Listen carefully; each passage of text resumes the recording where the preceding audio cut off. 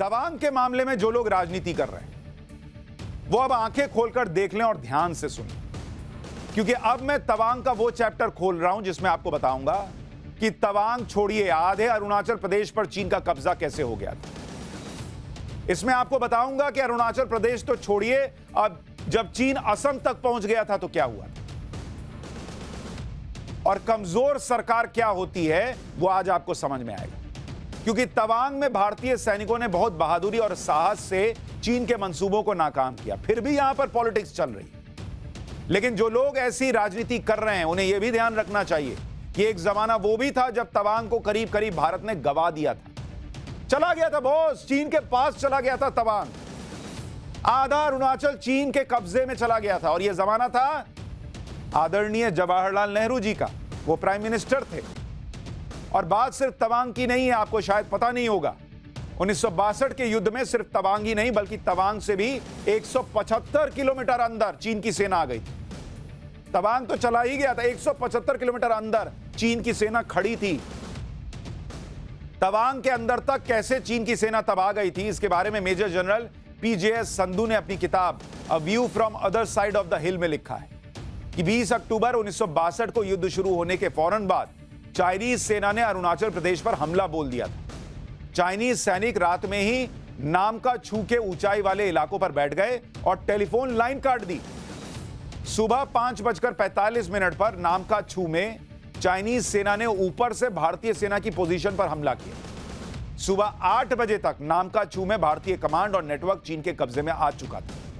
5 बजे किए, 8 बजे मामला खत्म हो गया था इंडिया का। 20 अक्टूबर 1962 को सीपीसी सेंट्रल कमांड से मैकमोहन रेखा पार करने का आदेश मिल गया। 21 अक्टूबर को चाइनीज सेना ने अरुणाचल प्रदेश में 2 और महत्वपूर्ण पोजीशन पर कब्जा कर लिया। इसके बाद 23 अक्टूबर 1962 की सुबह चीन की सेना तवांग की तरफ बढ़ी और रात तक तवांग को चारों तरफ से घेर लिया। तवांग में भारतीय सेना की तरफ से संगठित प्रतिरोध नहीं किया गया और 24 अक्टूबर तक तवांग पर चीन का कब्जा हो गया। तो जो लोग आज चिल्ला रहे हैं भारत के इतने मजबूत स्थिति में होने के बावजूद, उनके जमाने में तवांग चला गया था। उस समय अरुणाचल प्रदेश में lieutenant general BM Kaul 4th corps के कमांडर थे, जिनकी जिम्मेदारी चीन को बाहर खदेड़ने की थी। ये बीएम कॉल कौन है आपको पता है? ये बीएम कॉल वही व्यक्ति थे जिनकी नियुक्ति को लेकर मैंने आपको पाठशाला में बताया था कि नेहरू के दौर में एक वक्त पर आर्मी चीफ और तत्कालीन रक्षा मंत्री का टकराव हो गया था भयंकर, कि इतना कि आर्मी चीफ जनरल थिमैया ने इस्तीफा तक दे दिया था। लेकिन बीएम कॉल को तत्कालीन रक्षा मंत्री वीके कृष्ण मेनन की बहुत पसंद करते थे और कॉल खुद को नेहरू का दूर का रिश्तेदार बताते थे। लेकिन इन्होंने 1962 के चीन युद्ध में क्या किया वो भी सुनिए। अक्टूबर 1962 में core commander lieutenant general Umrao Singh को हटाकर उनकी जगह पर कोर कमांडर के तौर पर दिल्ली से बीएम कॉल को भेजा गया। बीएम कॉल ने दिल्ली से आकर उस वक्त के एनईएफए नेफा यानी अरुणाचल प्रदेश में कमान संभाली। बीएम कॉल सेना को भरोसा दे रहे थे कि दिल्ली से सेना को सप्लाई आ जाएगी, इसलिए सेना को आगे बढ़ना चाहिए। लेकिन सेना की टुकड़ियों के पास कई जगहों पर सिर्फ हल्के हथियार थे, 3-4 दिन का मात्र राशन था, ना रॉकेट लॉन्चर था, ना मोटार थे, सिर्फ बीएम कॉल के वादे थे। वादे से युद्ध चलता है। इसी बीच बीएम कॉल, जिन्होंने 3 अक्टूबर 1962 को दिल्ली से आकर कमान संभाली, 18 अक्टूबर को भाई साहब बीमार भी पड़ गए। 18 अक्टूबर 1962 को बीएम कॉल को अचानक सीने में दर्द हुआ और उन्हें तुरंत दिल्ली लाया गया। महत्वपूर्ण समय पर 5 दिन तक उनकी कोर नेतृत्व विहीन रही और इसी बीच चीन के सैनिक तवांग तक आ गए। 1962 के युद्ध में चीन से हार के बाद बीएम कॉल ने रिटायरमेंट ले लिया और तत्कालीन रक्षा मंत्री वीके कृष्ण मेनन को नेहरू ने बर्खास्त कर दिया। 1962 में हालत यह हो चुकी थी कि सिर्फ तवांग ही नहीं, अरुणाचल प्रदेश में चीन के सैनिक उस जगह तक पहुंच चुके थे जहां से असम की दूरी मात्र 150 किलोमीटर रह गई थी। यानी असम भी दांव पर लगा हुआ था। आलम यह था कि असम में लोग अरुणाचल प्रदेश की सीमा से सटे इलाकों से पलायन करने लगे थे। आम लोगों के साथ प्रशासन के लोग भी असम के तेजपुर को छोड़कर जा रहे थे। तेजपुर में प्रशासन के अधिकारियों ने कलेक्ट्रेट से जरूरी कागजात और करेंसी नोट जला दिए क्योंकि उनको लगा कि अब चीन घुस जाएगा, भाई 150 किलोमीटर दूर है। तो आज जो अरुणाचल चिल्ला रहे हैं, उनके जमाने में असम भी जाने वाला था। 20 नवंबर तक पूरा तेजपुर खाली हो गया था। सरकारी अधिकारी गुवाहाटी चले गए थे, जो तेजपुर से 170 किलोमीटर दूर है। जिसके बाद 22 नवंबर को चीन ने युद्ध विराम का ऐलान कर दिया और चीन के सैनिक वापस मैकमोहन रेखा के पीछे लौटे। यानी चीन की सेना ने तवांग पर कब्जा किया, उसके बाद अरुणाचल प्रदेश में लगभग पौने 200 किलोमीटर अंदर तक कब्जा किया और फिर युद्ध विराम करने के बाद वापस लौट गए। युद्ध के बाद चीन ने अरुणाचल प्रदेश के बड़े इलाके पर अपना दावा ठोक दिया, जिसके कारण सीमा विवाद आज तक जारी है। लेकिन सोचिए चीन कहां तक आ गया। क्यों? सैनिक कमजोर नहीं थे, नेतृत्व कमजोर था, तैयारी कमजोर थी। हिंदी चीनी भाई भाई का गाना गा रहे थे हम लोग। और चीन भी इसलिए वापस चला गया कि उसको लगा कि अभी ठंड बढ़ने वाली है, अब अमेरिका से नेहरू जी मांग रहे हैं हथियार वगैरह, ये आएगा, इनके लिए वहां हथियार पहुंचाना आसान है, हमारे लिए फिर एक लड़ाई लड़ो मजबूर होकर। जो बाकी जगहों पे कब्जा करके ये छोड़ के चला गया। वो छोड़ के गया, नहीं तो तवांग चला गया था। जिस तवांग की आज हम बात कर रहे हैं, जिस अरुणाचल की हम आज बात कर रहे हैं। इस युद्ध के बाद lieutenant general TB. Henderson Brooks और ब्रिगेडियर पी.एस. भगत ने एक रिपोर्ट तैयार की, जो आज तक सार्वजनिक नहीं हुई, लेकिन इसके कुछ अंश अलग अलग मीडिया रिपोर्ट्स के जरिए लीक हुए और जिनमें तवांग की हार का भी जिक्र है कि कैसे तवांग में गलत नीतियों की वजह से भारत को हार मिली। इसमें कहा गया कि 1962 में तवांग में तैनात 4th कोर के commander lieutenant general BM. Call की अयोग्यता के कारण भारत को भारी क्षति हुई। वही बी.एम. कॉल जिनको यहां दिल्ली से भेजा गया।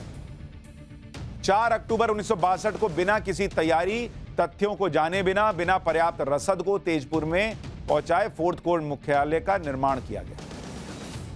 4th कोर की कमान बी.एम. कॉल को सौंपी गई, जिनकी क्षमता उस समय सवालों के घेरे में थी। पूर्वी कमान को नजरअंदाज करके जल्दबाजी में 4th कोर का गठन करने के कारण सैन्य मुसीबत का सामना करना पड़ा।